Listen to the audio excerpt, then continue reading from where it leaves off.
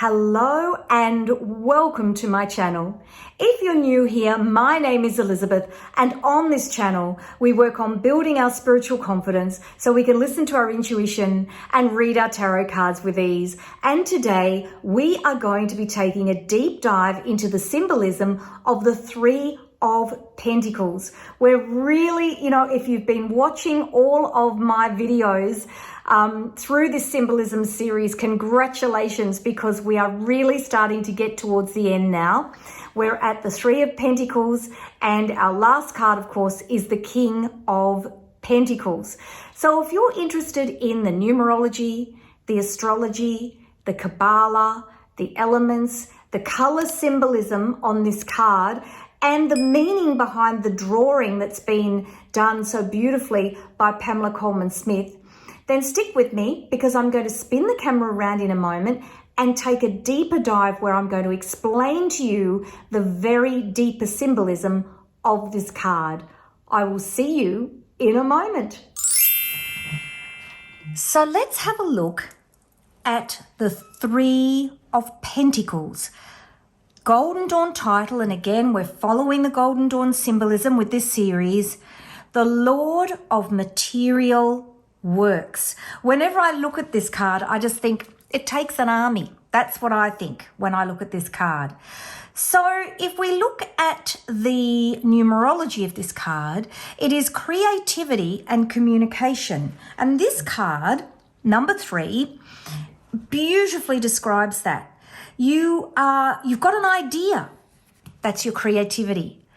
And you've communicated it with the person that you're with, but you're also able to reach out for the help that you need. This idea that you need to ask for expertise. You can't know everything. And being strong enough to be able to recognize that. So if we look at all the threes, we've got Three of Pentacles. And then we follow the suits along in the Golden Dawn order. So we've got Three of Wands. You're contemplating, you're looking out and you're contemplating all of the things that you've achieved. So you're thinking about all of your ideas, all of your projects, how you've communicated those with the world, and you're thinking about what you're going to do next. Cups, Three of Cups, you're celebrating. You've had success in your creativity. You are communicating with others in a positive way. And of course, there's nothing more creative than being at a party.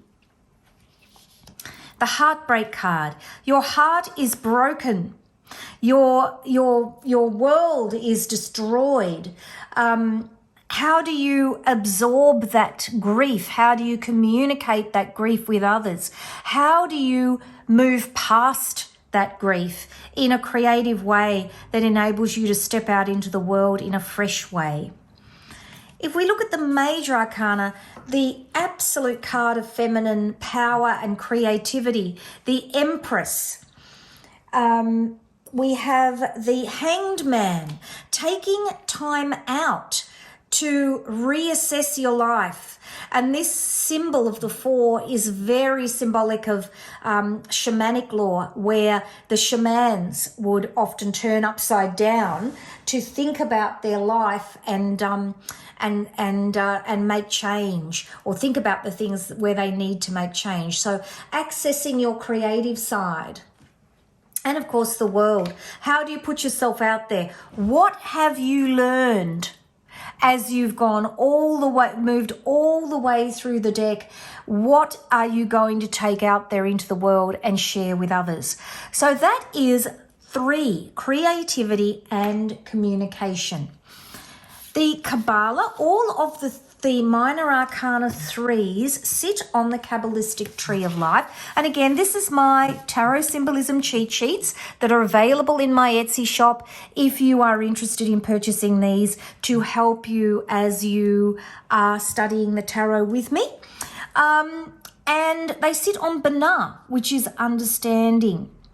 And the Seraphot of Binah, which emanates energy, unlike the pathways that the major arcana sit on that are about the messages from one Seraphot to another.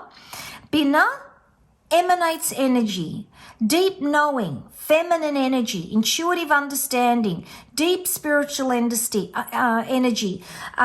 deeper understanding that's organically present. So this is about knowing yourself.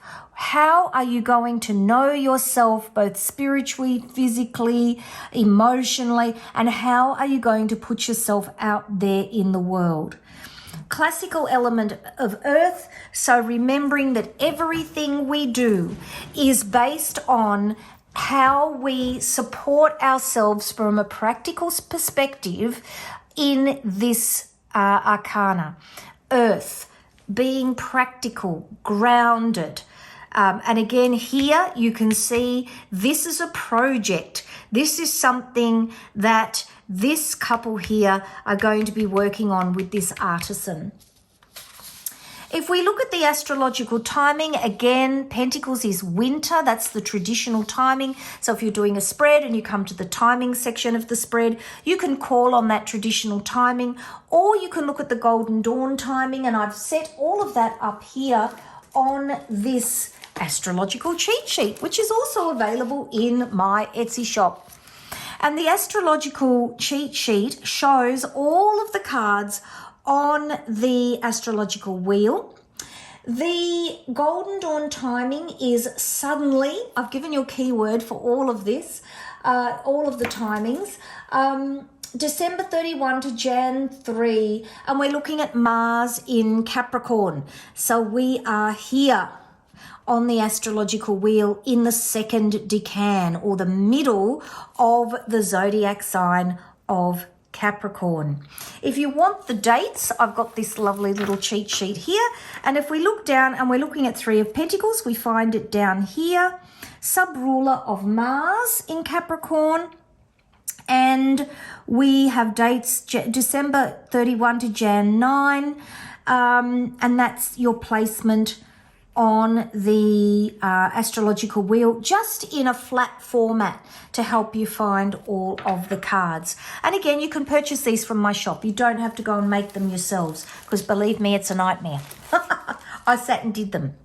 All right, so let's have a look at this card in terms of the astrology. So Mars in Capricorn, hard working, ambitious, dedicated. Capricorn is a sign of order, structure, and personal boundaries. When Mars enters this sign, it brings with it a determined energy.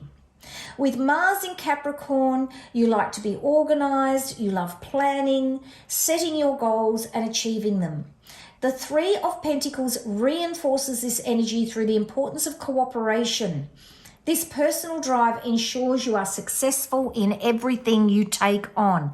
And again, I've just read this from my my tarot symbolism cheat sheets, which endeavor to teach you how the symbolism all works together to give you the story of the meaning of the card.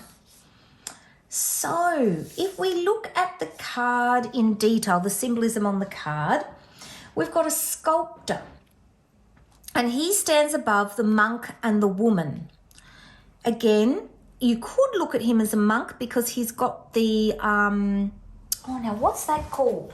Pretty sure I've got it in my symbolism cheat sheets back here, because they're also on the Hierophant card. Where are we? It's got a name. I hate it when I can't remember things. That's why I have cheat sheets. Let me have a look. It's a tonsure, and it's a shaved head, which means that you're getting closer to God because you've shaved your head. Some of the thinking back then, again, very, very symbolic. Although I think monks still to this day shave their heads. That's why they all have those bald patches on the top. So the monk and the lady are talking to the sculptor. He's on the higher level, so he's more, he's clearly more skilled than they are, but they're coming to him to look for some advice or some support. It represents this idea of the values of masculine energy or actually doing. Your feminine energy is sitting, thinking about the ideas, mulling it over in your mind, deciding if it's something you want to do. And the masculine energy is getting in there and doing it. So the monk represents higher values and beliefs, and your noble woman symbolizes the importance of embracing the feminine values of creativity, etc., so that you've got that balance between the two of you, the two halves of the whole in terms of putting together a project. They're in a crypt or a cellar, and this is the idea of being down low in the ground or doing the groundwork that you need to do in order to assist one another in a project. Don't just surge forward or do. The plans symbolize your life plan and what the universe has in store for you. Now, grey in the tarot is usually described as symbolism described as confusion, like when we think of the grey sky and the grey clouds in cards representing confusion. But in this card in particular, it's symbolizing the walls of convention, just like the thrones in the Royal Arcana cards of the kings and queens. This idea of structure, certainty, permanence, and convention, of course, always being there.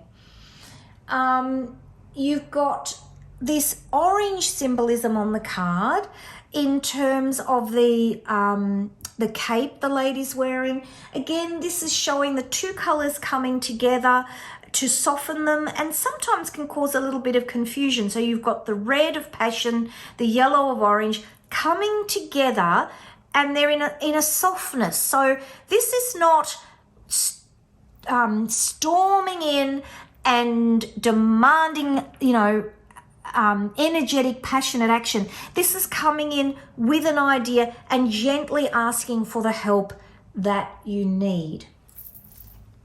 So my meaning here for the Three of Pentacles is, the Three of Pentacles is a card about working together. It reminds you that it takes more than one person to complete a task. As I said at the beginning, I always think of this card as meaning it takes an army. So easy to remember the meaning when you think about it like that. You can't do things on your own. This is the card indicating you need to ask for help.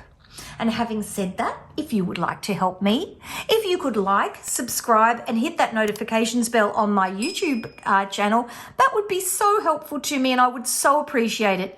If you would like to be part of my community and learn the tarot along with me, I have lots of freebies. Most of my courses, in fact, all of my courses at the moment, are free videos with a workbook that you can purchase to get more detail and more help in the study that you're doing, and those purchases really help my channel.